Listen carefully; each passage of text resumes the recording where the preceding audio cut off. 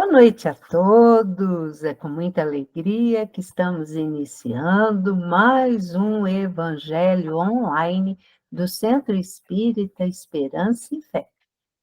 Eu sou a Tânia, né, meus amigos, e nós estamos aqui todas as segundas-feiras. E hoje é dia 15 de julho. Já estamos na metade do mês de julho. Graças a Deus, né? A gente tem que agradecer muito, né, a oportunidade de estarmos firmes e fortes aqui, aprendendo a cada dia mais nessa escola bendita que é o nosso planeta Terra, né?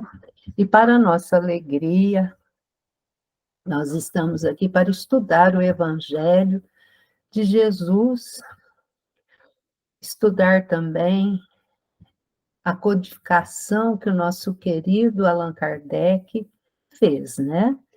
E para iniciar as nossas reuniões, todas as segundas-feiras nós temos uma leitura e a nossa amiga Solange irá fazer para nós. Solange, seja bem-vinda. Boa noite, Tânia. Boa noite a todos. Boa noite, querida. A leitura da Solange é do livro Caminho, Verdade e Vida, né, Solange? Vamos lá, cadê? Hoje é os amados, né, Solange? Isso. Tá certinho, minha amiga. Certinho. Vamos lá. Os amados. Mas de vós, ó amados, esperamos coisas melhores. Paulo, Hebreus capítulo 6, versículo 9. Comenta-se com amargura o progresso aparente dos ímpios, algo ou alguém que despreza a religião. Admira-se o crente da boa posição dos homens que desconhecem o escrúpulo, muita vez altamente colocados na esfera financeira. Muitos perguntam: onde está o Senhor que lhes não viu os processos escusos? A interrogação, no entanto, evidencia mais ignorância que sensatez. Onde a finalidade do tesouro amoedado do homem perverso? Ainda que experimentasse na terra inalterável saúde de 100 anos, seria compelido a abandonar o patrimônio para recomeçar o aprendizado. A eternidade confere reduzida importância aos bens exteriores. Aqueles que exclusivamente acumulam vantagens transitórias fora de sua alma, plenamente esquecidos da esfera interior, são dignos de piedade. Deixarão tudo, quase sempre, ao sabor da irresponsabilidade. Isso não acontece, porém, com os donos da riqueza espiritual. Constituindo os amados de Deus, sentem-se identificados com o Pai, em qualquer parte a que sejam conduzidos. Na dificuldade e na tormenta, guardam a alegria da herança divina que se lhes entesoura no coração. Do ímpio é razoável esperarmos a indiferença, a ambição, a avareza, a preocupação de amontoar irrefletidamente. Do ignorante é natural recebermos perguntas loucas. Entretanto, o apóstolo da gentilidade exclama com razão: mas de vós, ó amados, esperamos coisas melhores. Livro Caminho, Verdade e Vida, lição 59, do Espírito Emmanuel, psicografia de Francisco Cândido Xavier. Nossa Senhora, que leitura, hein? Como diz o doutor Ramon, parece que foi escrita ontem. É. Para não falar hoje, né, minha amiga? E com essa leitura, né, eu vou chamar a nossa amiga Iraídes, que sempre faz a nossa oração inicial. Quando ela não pode estar aqui conosco, a gente sente falta dela, né, minha amiga? Mas sempre é por um motivo justo, né? Ela que sempre faz essas orações, que também faz com que a gente sensibilize, né? Seja bem-vinda, minha amiga. Boa noite a todos. Boa noite, querida. É com muita alegria, né, que a gente reúne em torno de Jesus. Deixa eu aumentar um pouquinho. Em torno de Jesus, né? Para nos embeber, né? Dessas vibrações sublimes que o Mestre irradia para todos nós. Somos os mais pequeninos, os mais necessitados, mas ele disse: eu vim para os doentes. Então, creio que para nós mesmos, né? Então, vamos elevar o pensamento a Deus, nosso Pai, a Jesus, esse Mestre amado de todos os instantes, a Mãe Maria Santíssima, a equipe aí do José Marques Garcia, dessa casa abençoada, que está nos recebendo nesse instante, presentes, junto a essa equipe de encarnados e desencarnados. Aqui estamos, Senhor, mais uma vez, de joelhos genuflexos, de mãos estendidas, pobres que somos, Senhor, mendigos do seu amor, da sua bondade, da sua sabedoria. Ilumine-nos sempre, Senhor, para que possamos trilhar a nossa estrada sem tropeços, sem grandes tropeços. E quando isso acontecer, que possamos levantar, amparado pela sua divino auxílio, pela sua divina bondade. Se conosco, Jesus, adentre o lar de cada um de nós, faça limpeza energética, abençoe também nossos familiares, aqueles irmãos desencarnados que convivem conosco, que sejam todos abençoados em seu nome, ó Jesus. Abençoe os nossos familiares queridos, os presentes, os ausentes, e os nossos irmãos em humanidade, aqueles mais necessitados, os que choram, que sofrem, que se removem pesadelos, aqueles que estão abandonados, que ninguém se lembra deles, aqueles que se encontram encarcerados, aqueles que perambulam, Senhor, sem esperança. Senhor, que a sua divina luz possa alcançar não só nossos lares, mas todos os corações, aqueles mais necessitados do que nós. Por eles nós pedimos, Senhor, que abrace os nossos irmãos nesse instante. Luz, sabedoria, paz, esperança e confiança. Paulo de Tarso mesmo dizia sempre: confiança no Senhor. Obrigada, Jesus. Obrigada, Mãe Maria Santíssima.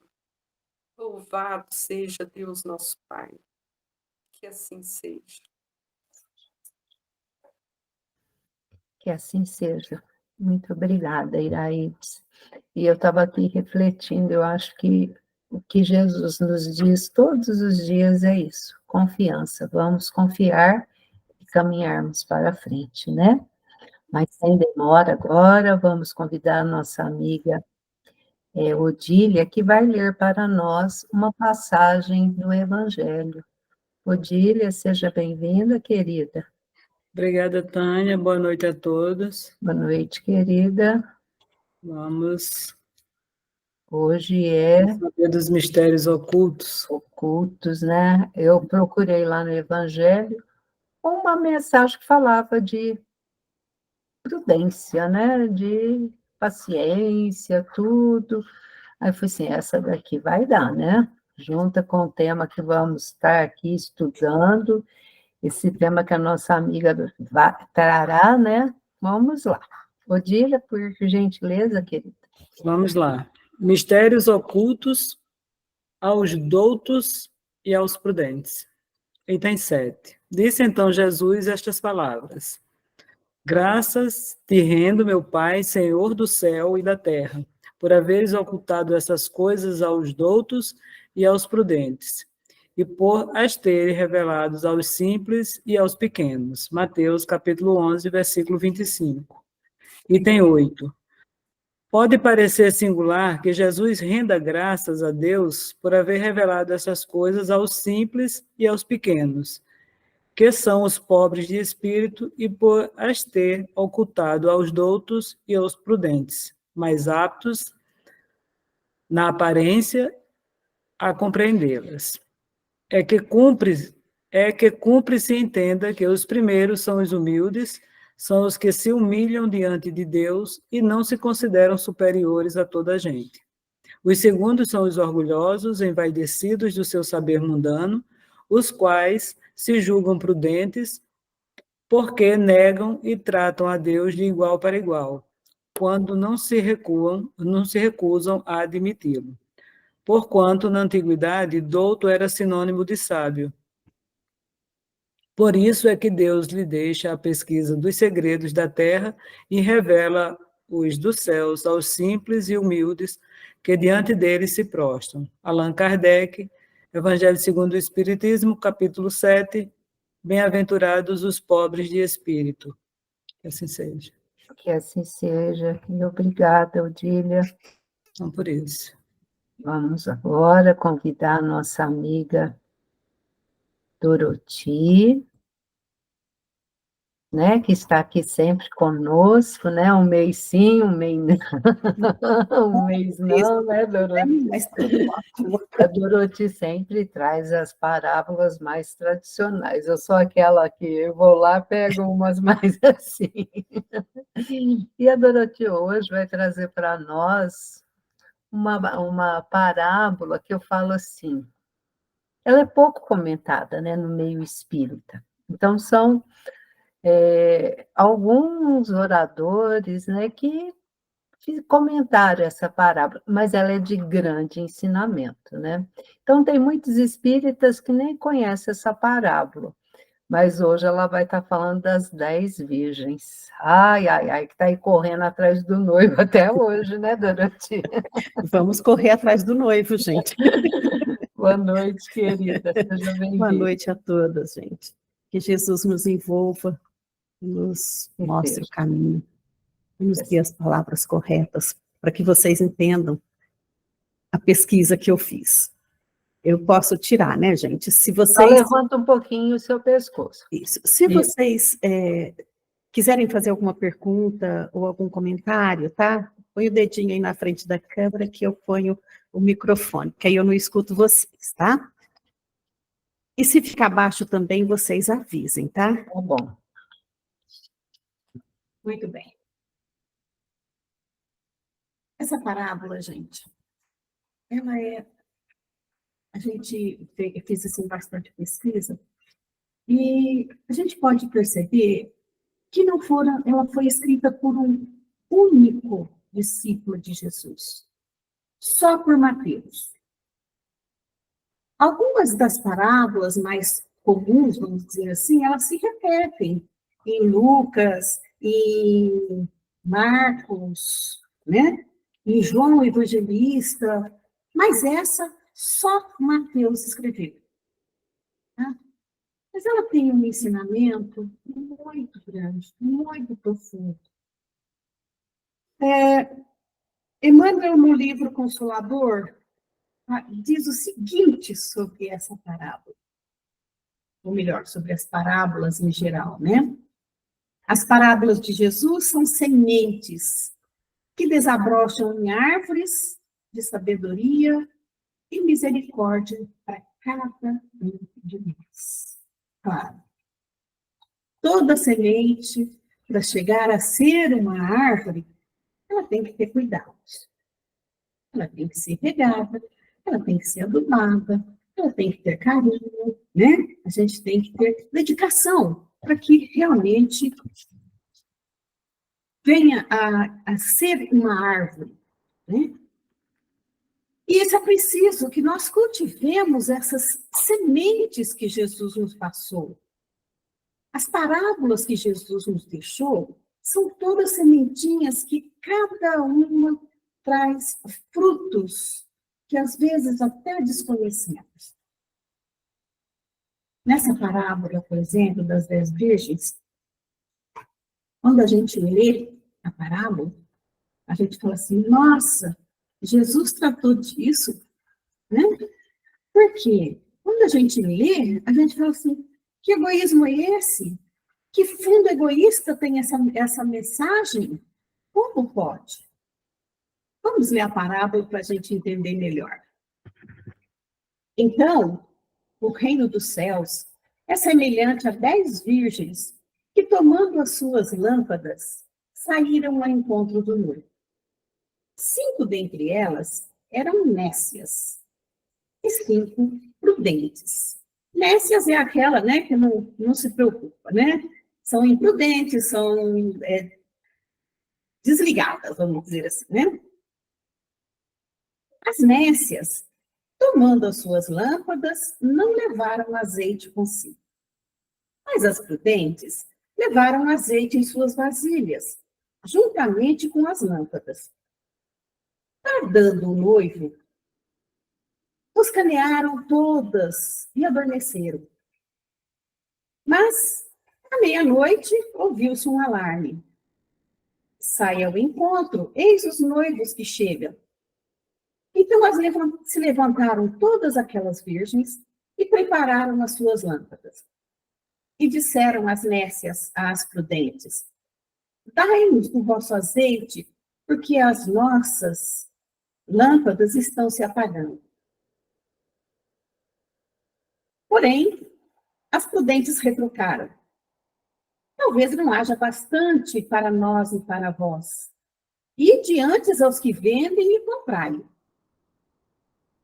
E comprai-o para vós. Enquanto foram comprá-lo, veio o noivo. E as que estavam apercebidas entraram com ele para as bodas. E a porta se fechou. Depois vieram as outras virgens e disseram, Senhor, Senhor, abra-nos a porta. Ele respondeu, em verdade vos digo que eu não conheço vocês. Portanto, vigiai, porque não sabeis nem o dia, nem a hora. Então, o que mais chama atenção na gente é isso, né? Puxa vida, essas prudentes poderiam ter dividido o azeite com as outras, né?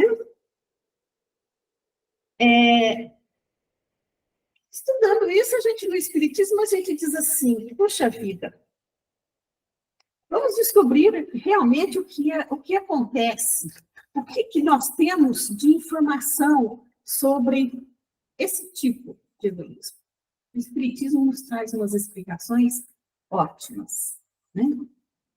Nós sabemos que Jesus usava símbolos em suas parábolas e tinha que ser símbolos marcantes, símbolos concretos, porque a população daquela época, elas só acreditavam ou só conseguiam perceber aquilo que elas podiam tocar, aquilo que estava no dia a dia delas. Por isso, ele, para chamar a atenção, ele comparou o advento do reino a uma festa de casamento. Né?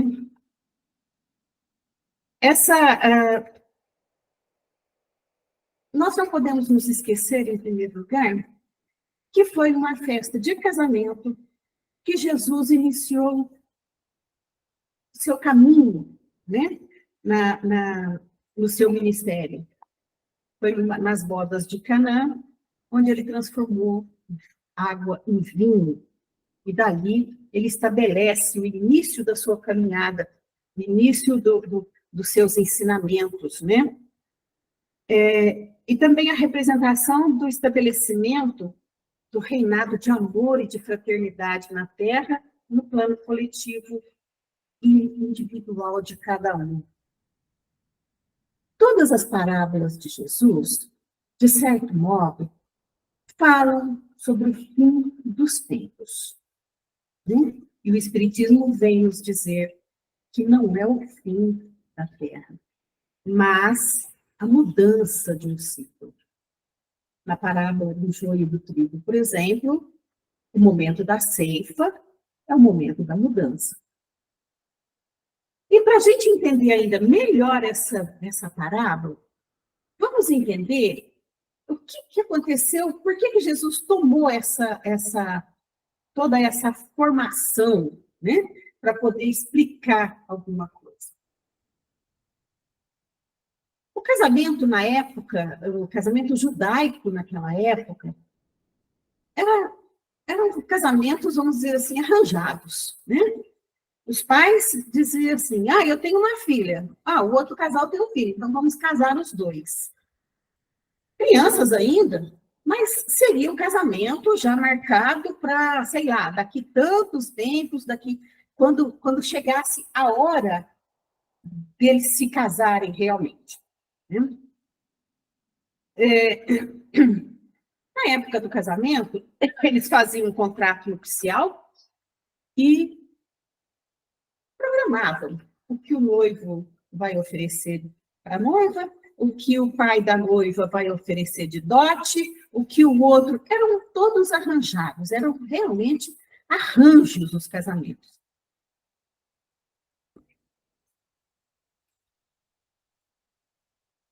Então, eles faziam, chegava na época do casamento, eles faziam esse contrato nupcial, e aí tinha um prazo para que o noivo se arranjasse, vamos dizer assim, para receber a noiva. Então, o que ele precisava fazer? Ele precisava organizar a casa, ele precisava... o local onde eles iam viver era responsabilidade do noivo. Vamos lembrar também que José e Maria, quando Maria recebeu a anunciação de que ela estava gestante, ela estava nesse período com José. Havia um contrato, mas eles não se coabitavam ainda. Por quê? Porque José estava ainda organizando para receber Maria. Não houve coabitação. Tá? E assim era em todos os casamentos judaicos da época. Nos casamentos, as festinhas eram assim, bem rapidinhas, né? No mínimo, 7 dias de festa.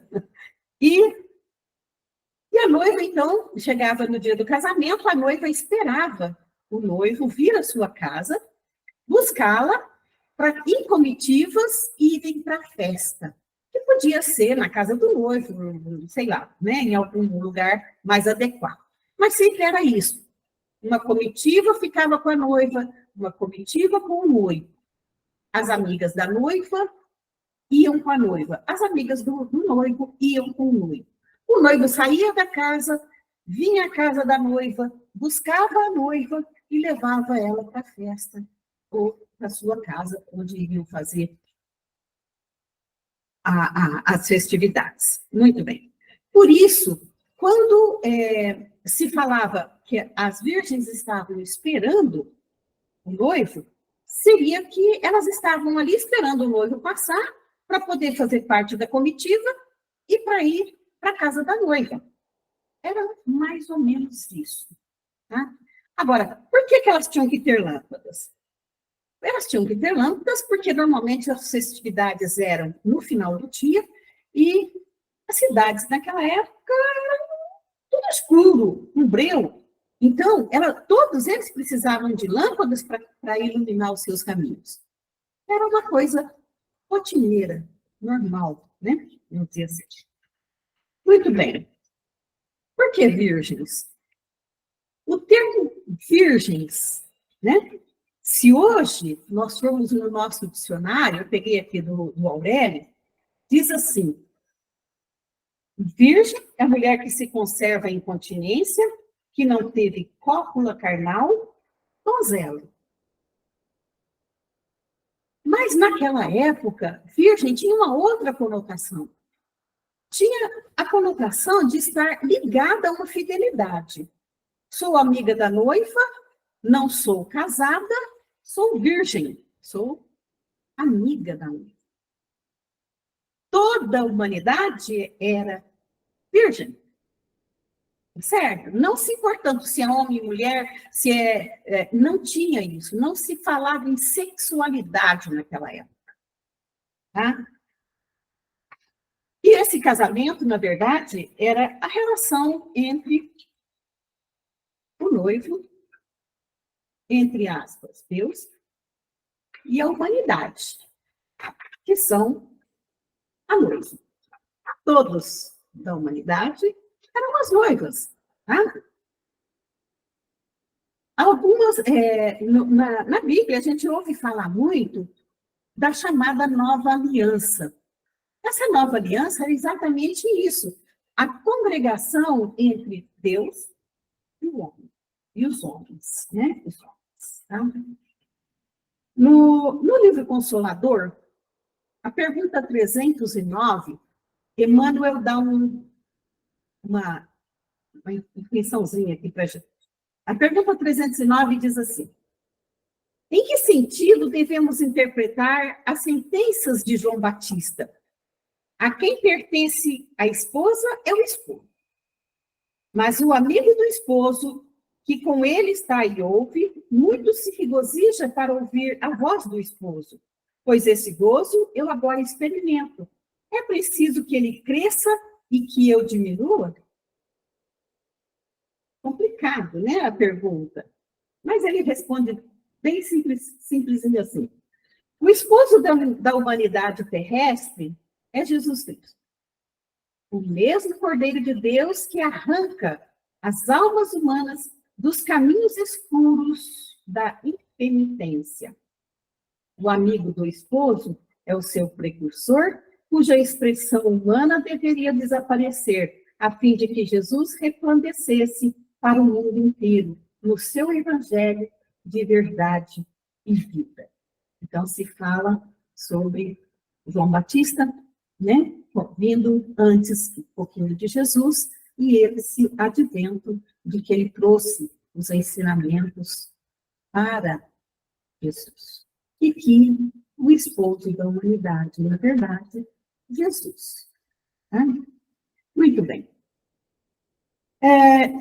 Vamos, então, analisar agora por que essas noivas esperaram tanto. O que aconteceu, né, para que elas esperassem? Na verdade, esse tempo de espera é um chamado, vamos dizer assim, que Jesus passou nessa parábola para mostrar que nós precisamos desse tempo para o nosso aperfeiçoamento. Esse tempo em que nós estamos esperando a chegada do noivo, nós temos uma missão. As virgens esperaram e só tinha a missão de acompanhar. E o que elas tinham que ter feito? No mínimo, levar os seus azeites, levar o seu combustível, e não o fizeram. Então, elas não tinham condições de acompanhar os noivos, em função disso. Mas esse tempo de espera, para nós, é muito importante. Porque é nesse tempo que nós vamos nos aperfeiçoar. É o tempo do nosso aperfeiçoamento. Espiritualmente, o que significa a chegada do noivo? É o símbolo do Cristo. É a chegada de Jesus para nos mostrar o caminho para o nosso aperfeiçoamento.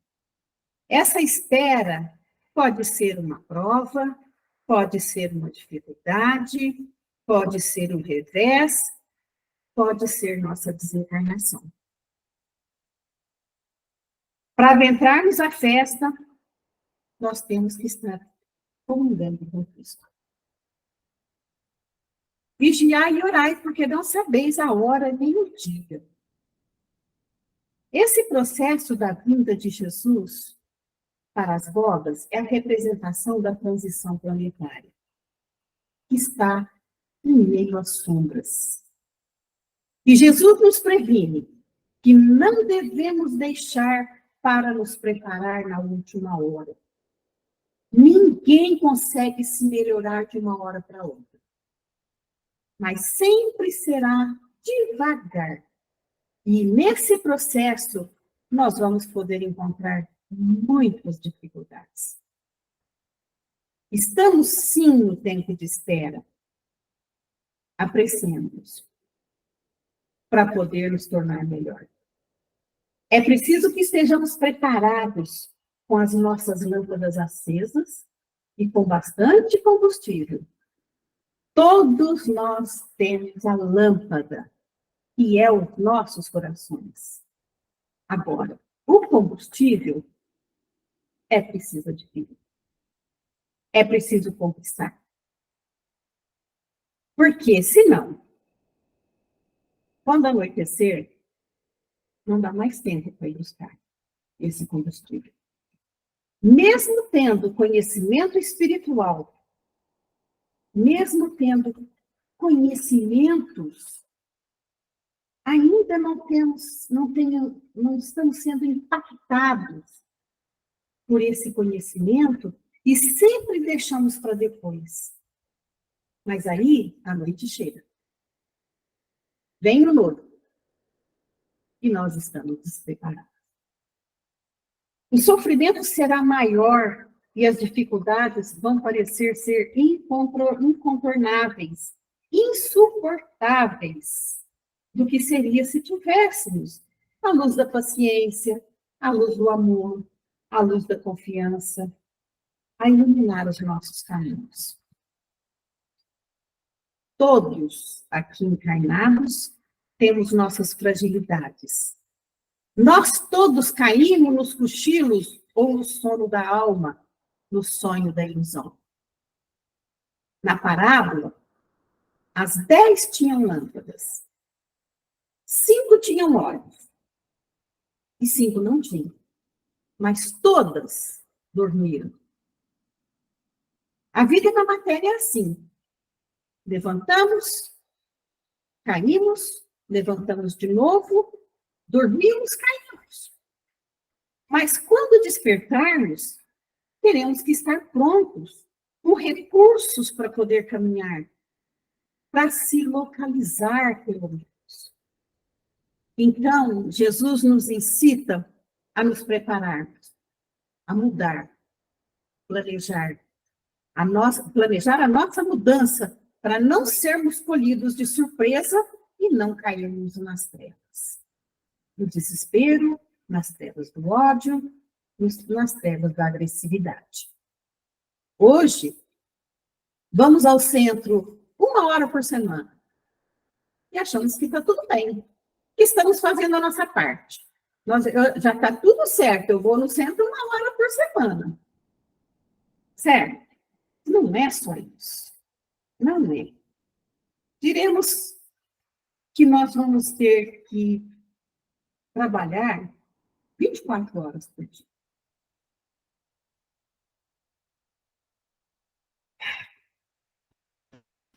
Temos que trabalhar nos centros, que é onde praticamente praticamos muita caridade. Mas temos que trabalhar muito as nossas atitudes no trabalho, no caminho do trabalho. Nós temos que mudar a nossa vida, principalmente em família. Como é difícil melhorarmos em família, né, gente? Então, nós vamos perguntar, que postura tem sido a nossa? Qual virtude estamos adotando? De prudência? Estamos planejando nossa mudança? Essa mudança não pode ser só o aqui e o agora. Precisamos vislumbrar um pouquinho mais adiante e nos prepararmos para isso. Qual a postura das tolas? Que é a postura da insensatez. Como a parábola mostra, aquele indivíduo em seus campos, né, que produziram muito, e ele fala consigo mesmo: o que farei? Já sei. Vou construir outros celeiros maiores e guardar toda a minha colheita. E então eu direi à minha alma, goza, porque tem muitos bens. Mas a voz da consciência vai lhe dizer, louco, esta noite pedirão a tua alma. E como essa voz dissesse, é como se essa voz lhes dissesse assim, cadê o teu óleo? Seus bens, seus títulos, poderão iluminar os seus caminhos espirituais? Seu caminho espiritual são simples ornamentos exteriores. Somente o óleo das virtudes e dos valores do espírito tem validade. E aí nós chegamos numa explicação que é mais, talvez a que mais chama atenção, né? Quando as virgens acordam, as tolas pedem às prudentes um pouco do óleo. E elas responderão, talvez não seja suficiente para nós e para vós. Ide aos que vendem e comprai para vós mesmos. Parece uma bela de uma apologia ao egoísmo. Mas se olharmos do ponto de vista material, porque se olharmos do ponto de vista espiritual, o óleo é somente as nossas virtudes. E nós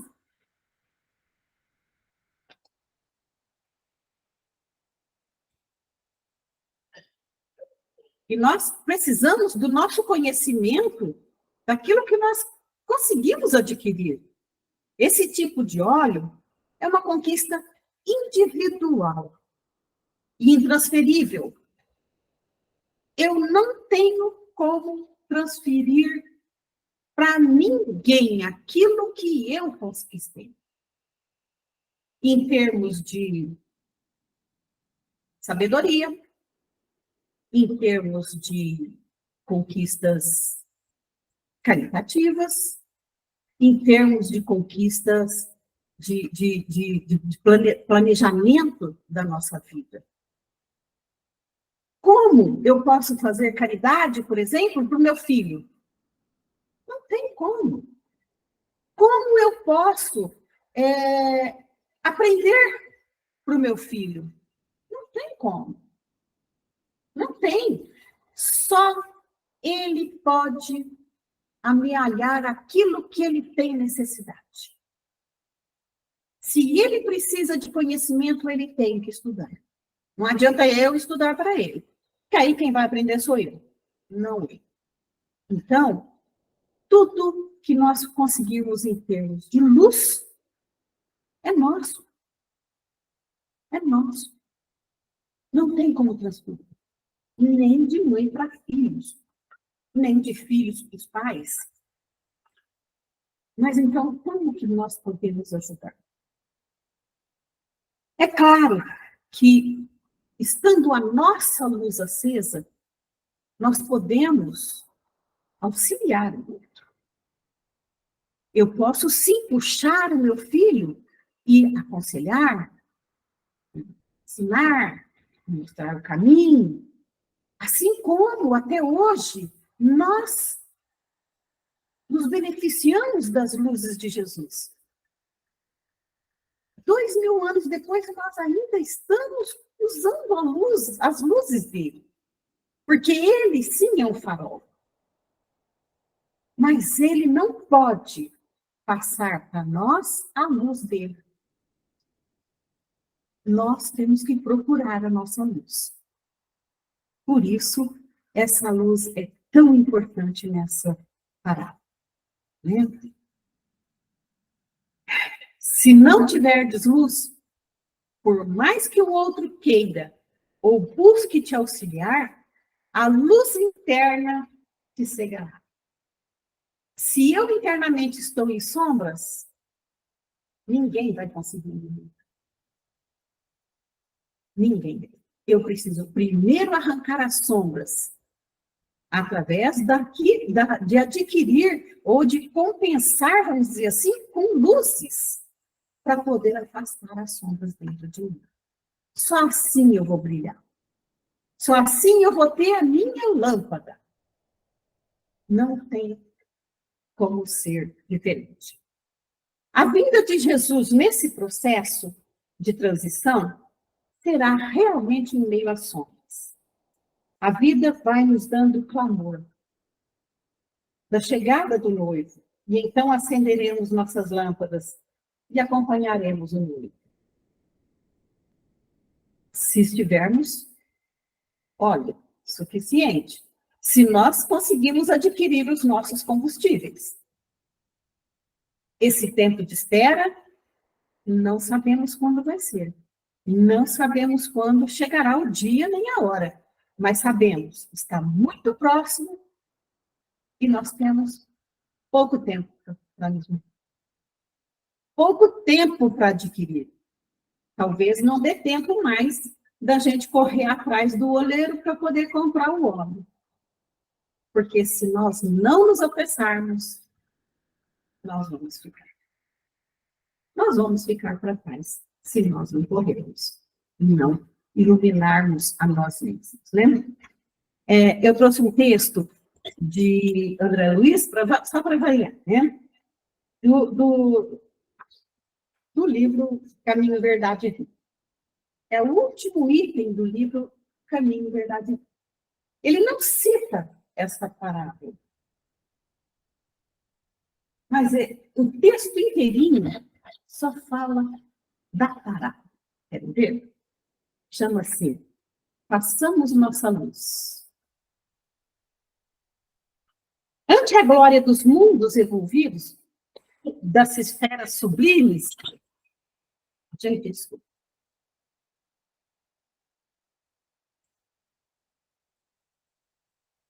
Que povoam o universo, o estreito campo em que agitamos na crosta planetária é limitado círculo de ação. Se o problema, no entanto, fosse apenas o de espaço, nada teríamos a lamentar. A casa pequena e humilde, iluminada de sol e alegria, é paraíso de felicidade.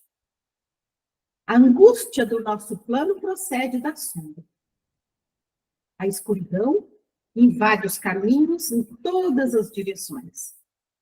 Trevas que nascem da ignorância, da maldade, da insensatez, envolvendo povos, instituições e pessoas. Nevoeiros que assaltam consciências, raciocínios e sentimentos, em meio da grande noite, é necessário acendermos a nossa luz. Sem isso, é impossível encontrar o caminho da libertação.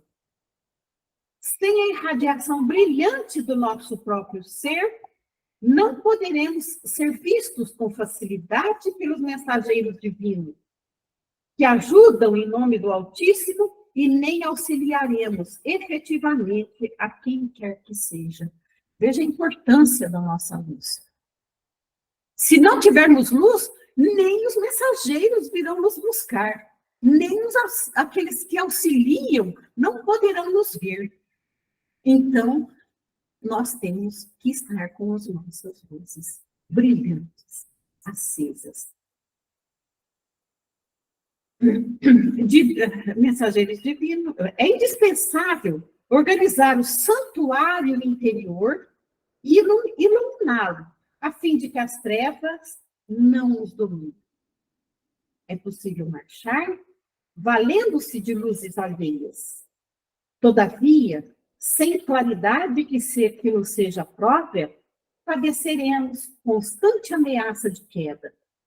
Os proprietários das lâmpadas acesas podem afastar-se de nós, convocados pelos montes de elevação que ainda não merecemos. Vale-te, pois, dos luzeiros do caminho, aplica o pavio da boa vontade ao óleo do serviço e da humildade, e acende o teu ar forte para a jornada. Olha que interessante. Ele coloca o pavio da boa vontade. Une isso ao serviço, à humildade, e nós teremos um archote da nossa vida. Agradece ao que te ilumina por uma hora, por alguns dias, por alguns anos. Mas não ouvides tua candeia, se não desejas resvalar nos precipícios da estrada longa. O problema fundamental da redenção, meu amigo, não se resume a palavras faladas ou escritas. É muito fácil pronunciar belos discursos e prestar excelentes informações, guardando, embora a cegueira nos próprios olhos. Nossa necessidade básica é de luz própria, de esclarecimento íntimo, de autoeducação, de conversão substancial do eu ao reino de Deus. Podes falar maravilhosamente acerca da vida, argumentar com brilho sobre a fé, ensinar os valores da crença, comer o pão da consolação, exaltar a paz, recolher as flores do bem, aproveitar os frutos da generosidade alheia, conquistar a coroa efêmera do louvor fácil, amontoar títulos diversos que se exornem a personalidade em trânsito pelos vales do mundo. Tudo isso, em verdade, pode fazer o espírito que se demora indefinidamente em certos ângulos da estrada. Todavia, avançar sem luz é impossível. É totalmente impossível. Né? Muito bem.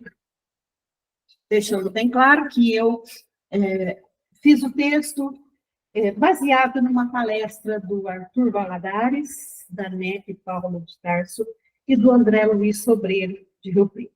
Tá? Mas aí, eu perguntei para mim mesma, né? Faltou algumas coisas, detalhes para a gente explicar.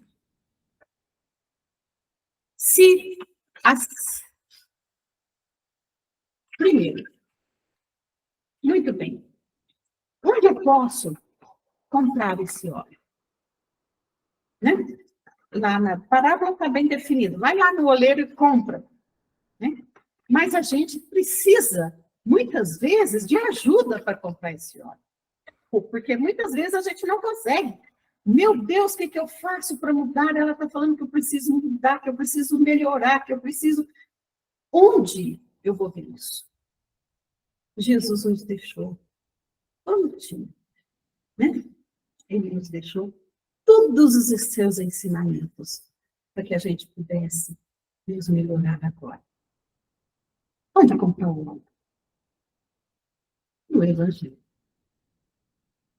Simples assim. E sempre com as moedas da sua boa vontade e do seu esforço. O azeite das virtudes divinas para acender a lâmpada do seu coração, preparando-o cuidadosamente para o serviço do bem com Jesus. Ah, essa frase é do Clóvis Tavares, no livro Histórias que Jesus Contou. Tá? E tem ainda um outro detalhezinho que eu quero passar para vocês. Eram 10 virgens. 5 entrou no casamento. E 5 não. 5 ficou de fora. O que aconteceu com essas 5 virgens? Será que elas se perderam indefinidamente? Não. Elas foram, compraram o seu óleo e retornaram. Ah, mas aí o casamento já não podia mais entrar. Aí elas tiveram que voltar. Né? Isso na parábola, porque nós sabemos que assim, depois que conseguiram comprar o seu óleo, quer dizer, conseguiram se mudar, conseguiram todo o seu aparato de luz, elas vão chegar na festa. Não com a mesma rapidez, não na mesma festa, mas em outros. E um outro diz aqui assim, um textinho aqui que eu também peguei na internet. Se as 5 virgens tolas regressaram com o óleo da experiência adquirida, não teriam elas o direito de serem admitidas no banquete nupcial do reino de Deus? Tanto mais que a parábola diz que o reino dos céus é semelhante a 10 virgens, e não apenas 5. É lícito concluir que as 5 virgens retardatárias tenham entrado no reino dos céus em outro ciclo evolutivo, né? Posterior ao das suas colegas. Se é verdade que a casa do Pai Celeste há muitas moradas, seria lícito admitir a possibilidade de uma evolução no plano espiritual e em futuras existências.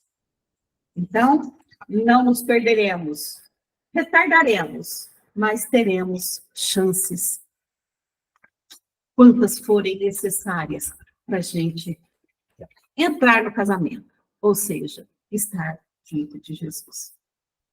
Que a paz do Mestre fique no coração de todos nós.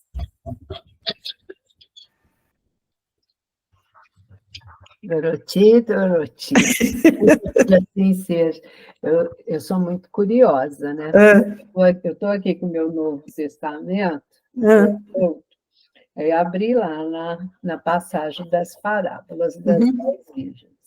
Ela está no sermão profético. Isso, sermão profético.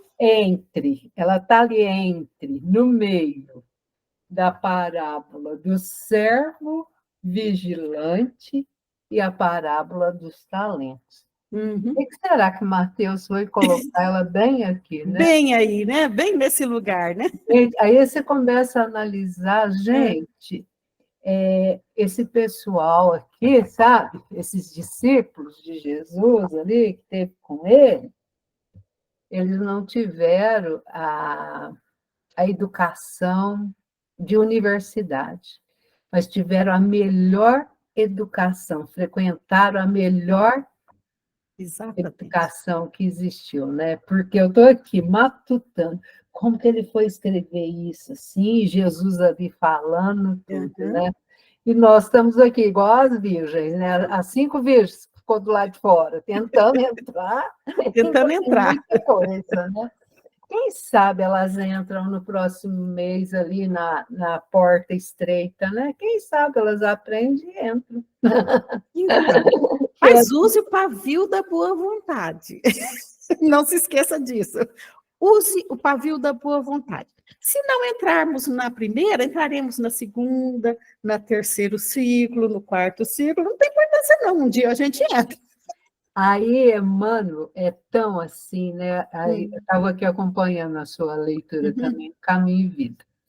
Aí ele fala da autoeducação. Cadê? Necessidade básica, viu, gente? É básico. Aquele pequenininho ali que está começando. É de luz própria. Então, nós precisamos ter a nossa luz. Esclarecimento íntimo. Autoeducação, conversão substancial do eu ao reino de Deus. E aonde está o reino de Deus? Está dentro dos nossos corações, né? Ai, amigo, olha, se a gente for confabular, vamos filosofar a noite inteira. Como é muito bom a doutrina espírita, os ensinamentos do nosso querido Mestre Jesus, né? Que nos traz tanto ensinamento e nos traz o remédio para o momento atual que estamos passando, não é? Que a gente, entre aspas, descabela com as coisas que a gente vê, que a gente passa, esperneia ali. Eu falo assim, que nós somos crianças, né? Então, mas vamos, né? Devagarzinho. Esse momento de sombra que nós estamos passando agora é justamente o tempo em que mais nós necessitamos de acender as nossas luzes, né? Para poder iluminar toda a escuridão que está à nossa volta, precisa de muita luz. Muita luz. Porque cada vez mais deve escurecer. até que rompa a escuridão, né? Que é uma luz muito forte rompa a escuridão para poder deixar todos nós passarmos, né? Vai ser complicado. E aí eu deixo até como sugestão, gente, porque a semana passada a Annalise falou sobre a questão da adoração, né? Da lei da adoração, desafios e caminhos. E a gente casa tudo, pega ali a lei de adoração e vamos ver o que é que a gente está fazendo, o que é que a gente está adorando, como é que a gente está adorando, né? Para poder enfrentar tudo isso, né? Porque essa o caminho é só nosso. Nós estamos aqui na coletividade, mas cada um tem o seu caminho. E para a gente é duro aceitar isso, né? Que a evolução é individual, não é? Tem a evolução coletiva aí, mas a nossa evolução é individual. E machuca. É aí que a gente aprende. Não, olha, gente, não estou sendo masoquista, não. É uma questão assim, que aprender dói. Eu brinco muito com os alunos na sala de aula, falo assim, gente, aprender dói. Igual crescer fisicamente também dói. É a dor física ali, né? Quando os ossos estão ali crescendo, que tem dor nas pernas, tudo, nos braços. Então, é tudo perfeito. Está tudo certo. Vamos confiar e vamos nos autoeducar, né? E aonde? No Evangelho, né? Não tem outro caminho. É um farol para nós. É o farol. Sim, é o nosso roteirinho ali, ó. Que ilumina nosso caminhozinho assim. É o nosso manual de instrução, né? Que está ali mostrando tudo e a gente não sabe. Abre ele, lê e não entende. Abre, lê e não entende. Mas nós vamos chegar lá. Graças a Deus, Jesus é nosso irmão, é o nosso médico das nossas almas, né? O nosso maior pedagogo, e vai, com toda paciência, com todo carinho, vai nos ensinando. E a gente vai ali. Cada encarnação é um aprendizado. Amiga, gratidão. Setembro nós estamos te aguardando, hein? Agosto é meu mês, então agosto sou eu. E aí já vou dar um spoiler, viu, gente? Nós vamos lá tentar entrar a porta é tão gostosa de entrar, ou nós vamos entrar na porta estreita? Gratidão, amiga, muito obrigada. Que Jesus te ampare, Maria Santíssima, Senhor Eurípides Barçanufo, que é o coordenador pedagógico do planeta Terra, te abençoe cada vez mais. E a equipe do senhor José Marques Garcia, sempre amparando aí, né? E veio aqui agora na minha mente, né? Nós conversamos antes, que é a dona Antonieta, né? Essa nossa amiga que conhecemos também, está aí nos guiando, nos orientando. Gratidão. Ai, ai, ai, meus amigos, estamos aí, né? A semana que vem, aqui, meus recadinhos. A semana que vem, nós teremos a Semana Regional Espírita. E quem vai estar aqui conosco é o Edson Junqueira, tá? Ele é lá da Tia Nina. O tema dele é as leis morais na vida social. Então, aí, ó, gente, nós temos que aprender, né? Então, nós vamos ver aí, né? Como que está a nossa vida, né? Na sociedade. Será que utilizamos as leis morais da melhor forma possível? Será que estamos aprendendo? O Edson, então, vai trazer para nós. Eu não vou divulgar a última semana, porque eu prometi para vocês, a partir do estudo da semana passada, que eu vou um passinho de cada vez, né? Lembra que eu comentei isso? Vamos devagarzinho, vamos largar de ansiedade aí, né? E agora, meus amigos, nós vamos para os nossos momentos finais. Seu Adalto está por aí, enquanto o seu Adalto está organizando. Seu Adalto? Sim. Ah, tá aí, né? O senhor vai fazer a oração para nós. Então, vamos lá, meus amigos. Vamos agora serenar as nossas mentes, os nossos corações. Vamos ser gratos por tudo que temos. Os nossos momentos de alegria, mas principalmente os nossos momentos de infortúnios que cada um de nós temos. São esses momentos que nos ajudam a crescer, que nos ajudam a ver que Deus, nosso Pai, Jesus, nosso Mestre Maior, a nossa querida Mãe Santíssima, que está aí nos protegendo com seu manto sagrado, e esses amigos anônimos que sempre vêm nos socorrer, nos amparar. Então, agradecemos por tudo, pelo nosso lar, pelos nossos familiares. Agradecemos, Senhor, pelos nossos companheiros de caminhada,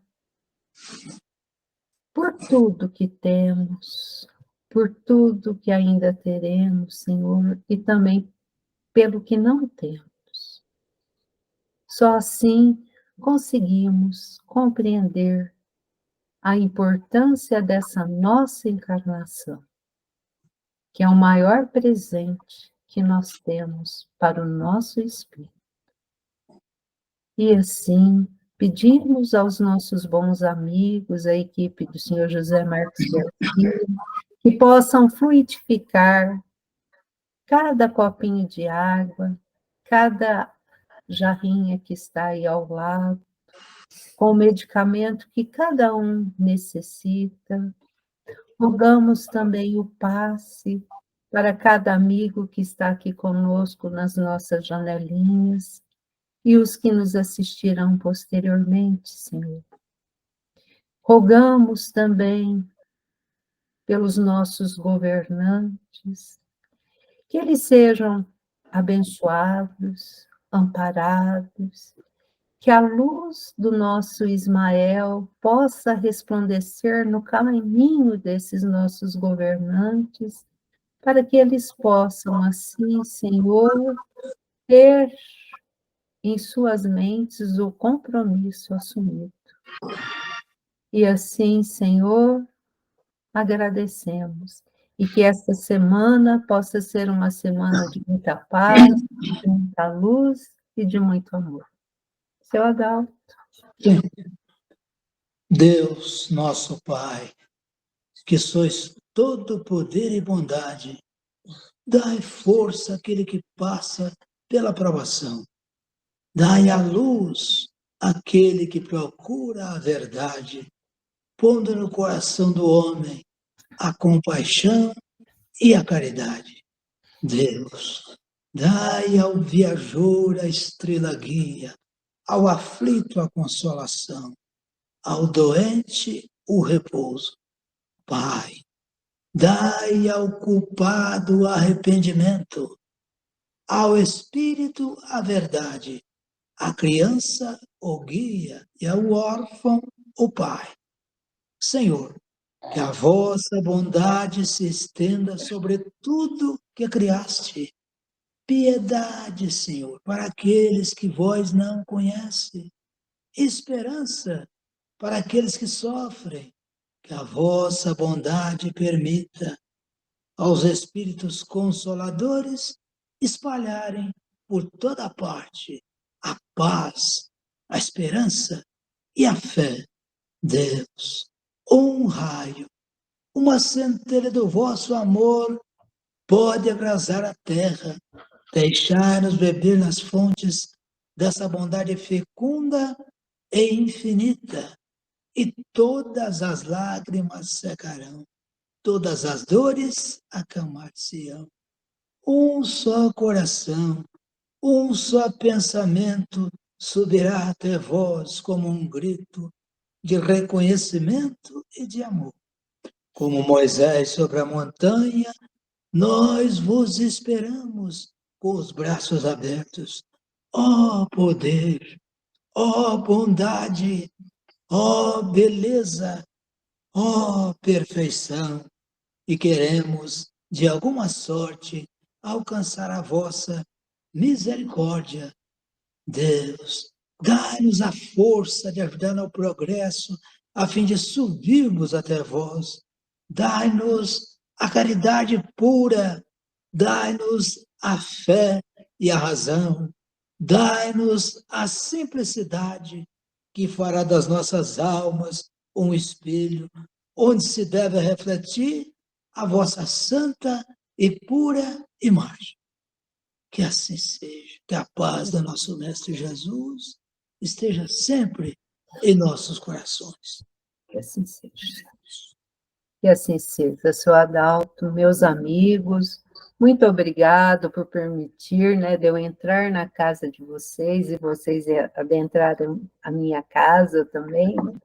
Que nós possamos, assim, sempre estarmos com essa energia boa, de paz, de luz, de amor, e que possamos caminharmos sempre para frente e para o alto. Um beijo no coração de vocês que estão aqui conosco, os que nos assistirão posteriormente, e até a próxima semana. Fiquem com Deus. Muito Com Deus. obrigada.